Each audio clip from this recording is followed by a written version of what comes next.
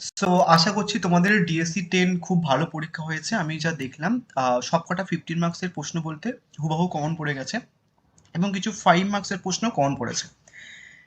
যে প্রশ্নগুলো আমি ঠিক যেমনভাবে বলেছিলাম ঠিক তেমনভাবে দিয়েছে। আহ, এবং যেমনভাবে তোমাদের ফলো করতে বলেছিলাম, যারা একটুখানি পড়েছো তাদের কোনো রকম সমস্যা হয়নি। যারা মানে একটুখানি পড়ো না, তোমাদের হয়তো কোশ্চেন্সগুলো বুঝতে একটুখানি সমস্যা হয়েছে, বাট তোমাদের দেখিয়ে দিচ্ছি আমি যে কোশ্চেন্সগুলো কোন জায়গা থেকে দিয়েছে। সবগুলো সাজেশনের থেকেই ছিল। প্রত্যেক কটা প্রশ্ন বলতে গেলে দু একটা ওয়ার্ড চেঞ্জ করে বাদ বাকি সব হুবাহু দিয়ে দিয়েছে। ইভেন দো প্রত্যেক কটা পরীক্ষা হয়ে যাওয়ার পরে আমি এটা একটা পোস্ট করি, তার কারণ যখন প্রত্যেকবারের পরীক্ষার সিনারিও বা কোশ্চেন্সের প্যাটার্ন আলাদা হয় এবং তুমি যদি এই একটুখানি দেখে নাও যে কিভাবে প্রশ্নগুলো দিচ্ছে, তাহলে তোমার পরবর্তী পরীক্ষাতে সুবিধা হবে। তো যারা ডিএসসি 9-এর যে কোশ্চেন্স কিভাবে এসেছিল এবং আমার সাজেশনটা কিভাবে এ করেছিল, দেন সেটা যারা বুঝে নিয়েছিলে, আই থিঙ্ক ডিএসসি 10 তাদের খুব একটা সমস্যা হয়নি। যারা শুধু সাজেশনের পিছনেই ছোটে তারা কিন্তু একটুখানি প্রবলেম ফেস করছে। যাই হোক, তোমাদের ডিএসসি 11টা আমি তোমাদের আজকেই মক টেস্ট দিয়ে দেবো, বাট এই ভিডিওটাতে আমি তোমাদের ইম্পর্টেন্ট প্রশ্নগুলো বলে দেবো। হয়তো যে প্রশ্নগুলো বলছি সেই প্রশ্নগুলোই দেবো এবং কিছু 5 মার্কসের প্রশ্ন অ্যাড করবো। তোমরা দেখলে যে 5 মার্কসের প্রশ্ন কিন্তু কিছু কিছু কমন পড়ছে। আমি ইউজুয়ালি এমন করি না বা পরীক্ষার আগে কোনো বাতেলা মারি না যে যেমনভাবে আমি কোশ্চেন সেট করছি ক্যালকাটা ভার্সিটি সেটাই ফলো করে আমার কাছে পড়তে এসে 500 টাকা ফিস। বাট আমি ইউজুয়ালি এমন করি না। এবং অনেকে তো এতটা কনফিডেন্ট তার সাজেশনের প্রতি যে তার সাজেশন নাকি সবাই ইমিটেট করে, বাট ইউজুয়ালি দেখবে আমার যে সাজেশন সেটা কারো সাজেশন ম্যাচ করছে না, ওই জন্য 100% কেমন এসছে। যাই হোক, এবার ডিএসসি 10টা একটুখানি বলে দিই, তারপর ডিএসসি 11-এর কোশ্চেন্সগুলো একটুখানি বলে দিচ্ছি তোমাদের। ডিএসসি 10-এর কোশ্চেন্স দেখো, আমি তোমাদের প্রিলিউডস থেকে দেখাচ্ছি প্রথমে, যেহেতু আমি প্রথমে এটা রেখে দিয়েছিলাম।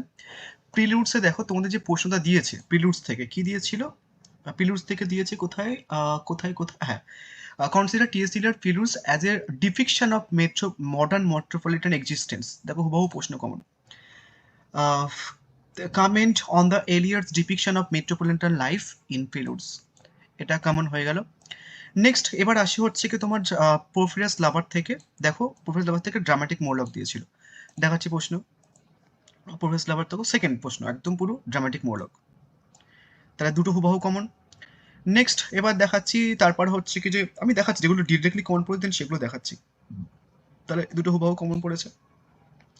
এবার দেখো analysis the supernatural elements present in Coleridge's Kubla Khan, মানে কুবলা খান থেকে সুপারন্যাচুরাল এলিমেন্টস দিয়েছে, আমি জাস্ট তোমাকে দেখাচ্ছি। Where is Kubla Khan? Right supernatural features does one find in Coleridge Kubla Khan. ঠিক আছে, ইভেন দো এই সুপারন্যাচুরাল ফিচার্সটা আমি 5 মার্কসের জন্য রেখেছি, আবার 15 মার্কসের জন্য রেখেছি। এই দুটো পোয়েম থেকে এমন হয়েছে যে আমি একই প্রশ্ন, যে প্রশ্নটা 5 মার্কসের জন্য রেখেছি এবং 15 মার্কসের জন্য রেখেছি, সেই প্রশ্নগুলো ক্যালকুলেশনে তুলেছি। তো এটা গেল, তাহলে কটা পড়লো হুবাহু কমন? তিনটে হুবাহু কমন পড়লো। তোমাদের তো আর একটা দরকার, চারটে। Examine Shelley's use of vivid imagery ode to the West point. আমি জাস্ট তোমাকে দেখাচ্ছি। Ode to the West point, where is ode to the West point, ode to the West point. দেখো, write a note on Shelley use of imagery to the West point, হুবাহু common. তাহলে চারটে হুবাহু common পড়েছে। এবার বাদ বাকিগুলো common পড়েনি এমন নয়, আমি জাস্ট বাদ বাকিগুলো বলে দিচ্ছি। দেখো, প্রথমে ইউলিসিস থেকে আসো। ইউলিসিসে দেখো দিয়েছে how is Ulysses character different from that of Telemachus. দেখো এই প্রশ্নটা যখন আমি 5 মার্কসের জন্য বলছিলাম, সাজেশনের মধ্যে হুবহু ছিল, এবং যখন আমি 5 মার্কসের জন্য বলছিলাম আমি বলেছিলাম যে এই প্রশ্নগুলো 5 মার্কসের জন্য দেবে, বাট এই প্রশ্নটা 15 মার্কসে আসার চান্স আছে এমনভাবে বলেছিলাম, তো 15 মার্কসের জন্য দিয়ে দিয়েছে। Draw of the critical estimate of Ulysses contrast with Telemachus, একই।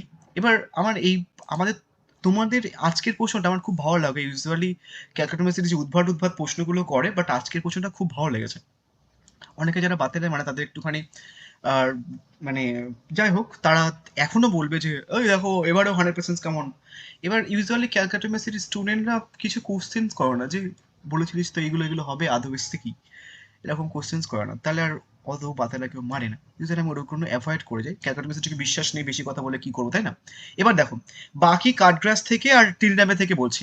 দেখো টিনটিনাভি থেকে বলেছে হাউ ডাজ ওয়ার্ডসওয়ার্থ হ্যাঁ spiritualize nature in his reflections after returning to web valleys. এবার দেখো আমি এই প্রশ্নটাও দিয়েছিলাম, আমি তোমাদের দেখাচ্ছি। কোথায় যেন ডুভার ব্রিজ থেকেও দিয়েছে আমি এই প্রশ্নটা। কি না না ডুভার ব্রিজ ওটা, আচ্ছা হোয়াটসঅ্যাপের কি প্রশ্ন ছিল এটা যেন, তোমার টিনটি নেভি এ দেখো প্রথম লাস্ট থেকে ছিল, what's are the idea of spiritual.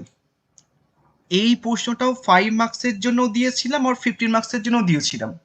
Even though এই কুবলা খানের এইখান থেকে এই প্রশ্নটা 5 মার্কসের জন্য দিয়েছিলাম আর 15 মার্কসের জন্য দিয়েছিলাম, তাও পড়েছে।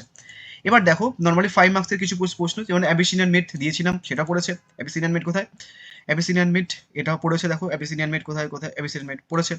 নেক্সট হচ্ছে কি দেখো তারপরে তোমাদের যে right two images bringing together passion and violence ওই ড্রামাটিক মোড়ক থেকে হয়ে যাবে। এটা পেড ব্যাচের স্টুডেন্টদের লিখিয়েছিলাম আমি, আর পড়েছে এটা। নেক্সট তারপর হচ্ছে কি এটা আমি দিইনি, প্রিলুডস থেকে প্রথম স্ট্যান্ডার থেকে দিয়েছে।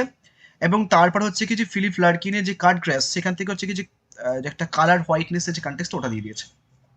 তো বলতে গেলে সব কটা প্রশ্ন 5 মার্কসের যে কটা লিখতে হবে সে কটা প্রশ্ন, এবং 15 মার্কসে বলতে গেলে সব কটা প্রশ্ন কমন ছিল। সো একটুখানি কমেন্ট করে জানিয়ে দিও আদৌ তুমি কোশ্চেন্সের ওখানটায় বুঝতে পেরেছিলে কিনা, বা এখন তোমার মনে হচ্ছে যাই তো দাদা প্রশ্নগুলো কালকে যেগুলো বলেছিল দেন সেগুলো একটু দেখে গেলে ভালো হতো, এমন টাইপের মনে হচ্ছে কিন্তু একটু জানিও। নেক্সট এবার আসছি হচ্ছে কি তোমাদের ডিএসসি 11 তোমরা কোন কোন প্রশ্নগুলো করবে। প্রথমে ফ্লাই থেকে আসি। ফ্লাই আমি তোমাদের প্ল্যানিং গুলো বলেও দিয়েছিলাম যে কোন কোন প্ল্যানিং গুলো তোমরা হচ্ছে কি যে করবে এবং কোন কোন প্ল্যানিং গুলো বাদ দেবে বা কিভাবে কোশ্চেন গুলো করবে সেগুলো বলে দিয়েছিলাম। দেখো মানে তোমাদের ফ্লাই থেকে দুটো কোশ্চেন করলে হয়ে যায়। সব থেকে বেশি ইম্পর্টেন্ট প্রশ্ন বলবো, সব থেকে বেশি মানে জাস্ট ছাড়তে পারে এমনও বলবো। ফ্লাই থেকে বেশি প্রশ্ন পার্টিকুলারলি হয় না, দুটো প্রশ্নই হয়। সেপারেটলি করলে একটু বেশি মার্কস পাওয়া যায়।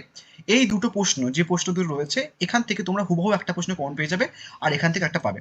এবং এই দুটো প্রশ্নের অ্যান্সার কাইন্ড অফ সেম, কোনো সমস্যা নেই। এখানটা দেখো প্রশ্ন দিয়েছি ফ্লাই এপিসোড, বা হচ্ছে কি তোমাদের বলতে পারে coming on the fly episode of the story fly and show it is relates to the theme, analyze the character of the boss in Katherine Mansfield short story.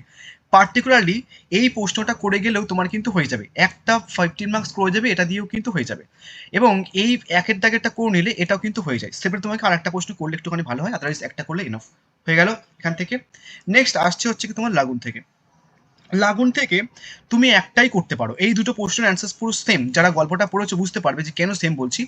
এই যে যে ক্যারেক্টারটা রয়েছে পার্টিকুলারলি লাগুনের যে মেন ক্যারেক্টার আরশাদ, সেই আরশাদকেই তুমি as a tragedy হিসেবে consider করে অ্যান্সার লিখতে পারো, কোনো সমস্যা হবে না।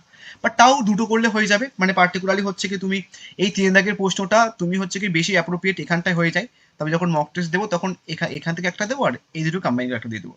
তা দুটো প্রশ্ন হয়ে গেল, দুটো করে দিচ্ছি। নেক্সট আছে দুটো লাইট হাউস। তো লাইট হাউস থেকে তুমি এই দুটো প্রশ্ন করো, প্রথম দুটো প্রশ্ন আর কিছু কোনো প্রশ্ন করতে হবে না। এবং এই যে 3 দাগের যে প্রশ্নটা এটা হচ্ছে কি এখানটায় চলে আসে, সেপারেটলি না করলেও চলবে। দেন তারপরে তুমি এই প্রশ্নগুলো একটুখানি 5 মার্কসের জন্য দেখতে পারো, যদিও মিসেস রাম সেটা 15 মার্কসের জন্য ইম্পর্টেন্ট, বাট তাও তুমি কিন্তু 5 মার্কসের জন্য দেখে যেও। লিলি বিস্কুটটাও কিন্তু 5 মার্কসের জন্য ইম্পর্টেন্ট হয়ে গেল এখান থেকে। তাহলে কোনটা করতে বললাম, এই দুটো হচ্ছে কি যে 15 মার্কসের জন্য বললাম, এবং 3 দাগের প্রশ্নটা এটাই একের দাগে দিয়ে হয়ে যাবে, এবং বাদ বাকি এগুলো 5 মার্কসের জন্য তুমি করতে হবে। নেক্সট আছে হচ্ছে কি তোমার passage to India. Passage to India থেকে তোমাকে এখান থেকে দুটো প্রশ্ন করলেই হয়ে যাবে, বেশি প্রশ্ন করার দরকার নেই। দুটো একটা ক্যারেক্টার হয়, আজিজের ক্যারেক্টারটা বিশাল বিশাল ইম্পর্টেন্ট, এবং আজিজের ক্যারেক্টারের সাথে আরেকটা প্রশ্ন সেটা হচ্ছে কি এই প্রশ্নটা একটা থিম রিলেটেড প্রশ্ন। যেমন তোমরা ডিএসসি 9-এ দেখেছিলে একটা থিম, একটা হচ্ছে কি যে ওভারঅল একটা প্রশ্ন দিচ্ছে, ঠিক তেমনই এই ডিএসসি 11 থেকে একটা থিম একটা ক্যারেক্টারের প্রশ্ন দেবে। তো দেখবে প্রত্যেকটা থেকে আমি একটা করে থিম একটা করে ক্যারেক্টার দিয়েছি, তেমনই এখান থেকেও কিন্তু একটা করে থিম একটা করে ক্যারেক্টার টাইপের আসবে। যেমন আজিজের ক্যারেক্টারটা ইম্পর্টেন্ট, এবার আজিজের ক্যারেক্টার দিয়ে অন্য অন্য যে সমস্ত অর প্রশ্ন আছে এটাও দেখে যাবে। তোমাদের এবার করছে কি আমার প্রশ্নগুলোর অরের প্রশ্নগুলো তুলছে, কি অদ্ভুত টাইপের, আই ডোন্ট নো ক্যালকুলেটর কেমন কি করছে, দেখে নিচ্ছে আমার সাজেশন না কি তা কি জানি বুঝতে পারছি না, বাট যেগুলো অরে রাখছি দেন সেগুলো পড়ছে, বাদ বাকি ডিরেক্টলি যেগুলো পড়ছে না, অন্য একটা ব্যাপার। যাই হোক আমার তাও পড়ছে, অনেকের তো সেটাও হচ্ছে না।